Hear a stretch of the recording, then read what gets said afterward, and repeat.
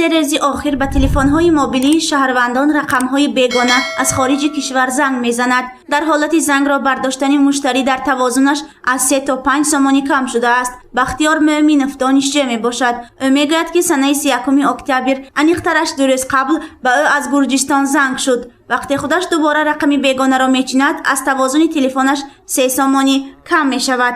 تلفن شد گفت حیران شدم گفتم پاتون خیلی تلفن شده. اشتاش خیلی مینوس کرد نمیدونم خود به خود تلفن شد گفت. چقدر؟ دقیقه خیلی مینوت برفت. 3 سکند برفت دید شد 3 سکند ادا شد گفت. نمیدونم حسابمون ما حیران شدم که کیم که داشت. مثلا آیگان و مسنجر می و یگان کد آمد میگفته و کنم نه گداخ شده بود. بعدمون دیگه تلفنش کشنه.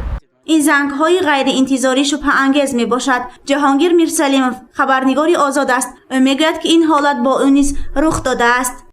از صبح به من چند دوستانم زنگ زدن گفتن که گویا که با رقم آنها از یک نمره رقم نامعلوم زنگ شده است و چند دقیقه همگی نگذشته با خود رقم من نیز زنگ شد. از وقتی که من دیدم این رقم از مشتریان موبیلی گروزی است. جهانگیر میگوید که این زنگ‌ها احتمالاً کاری قلابان یا خود خکران بوده. آنها با این راه مبلغ کار میکنند. خکران یا اینکه پروگرامیستان حرفه‌ای میتوانند با راه فریب و کدهای مخصوص از یک دولت دور حتی به همیانهای بانکی شخص دسترسی پیدا کنند.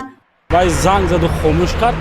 بیشتر وقت کرکران یا خود خکران کوشش میکنند که обратный связь شود. یعنی اون نفری که زنگ میزند به همون رقم و گشته اگر به او زنگ زند و احتمالی خوب دوست پیدا کردنش یا که همون احتمالی خوب دسترسی پیدا کردنش با دیگر معلومات شخصی اون که به همین رقم وابسته است از جمله با همیانهای موبیلی همیانهای آنلاینی احتمالی دسترسی پیدا کردنش موجود است. چرا اون همیانهای خوب آنلاینی بر رقم همون ثبت شده است. دایر به این زنگ‌های غیر چشم داشت پرسشی سری راهی گذرانیدیم. از این حالت بعضی نفران آگاه و جبر دیده و بعضی دیگران بخبر بودند. دوباره از روزی می چقدر تلفن شد پراپوش نشد و چی نشد. لیکن خبر دارم میگم که میمونم. من بنده شده زو خیلی شوندم که زنگ زدی که اول دیگه زمان وقتی گفت زد بعد خیلی توجیه شده من ندادم. های یک دوبار شروع بخیر نبرداشتم. من تلفن رو پرداختم 8 ماه اسم من به تلفن گشتم.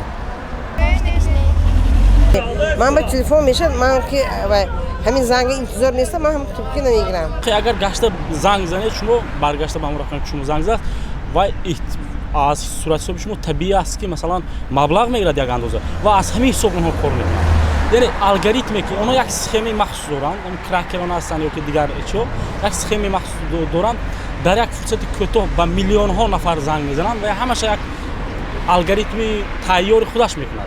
نه اونها یک تکی زنگ زنند یک رقمی زیاد رو در یک بازه مخصوص وارد میکنند و همون چی گوییم تکنیکا یا ربات یا بات به طور اتوماتیک به هر یک نفر زنگ میزنند. کارشناسان بر آن نظرند که هر یک مشتری شرکت‌های موبیلی باید هنگام استفاده از خدمت رسانی‌های تلفنی به خصوص زنگ‌های شبهه آور احتیاطکار باشند، زیرا در این عصر پیشرفت و ترقیات تکنیک و آیتی تکنولوژی هر گونه حالت را انتظار شدن ممکن است.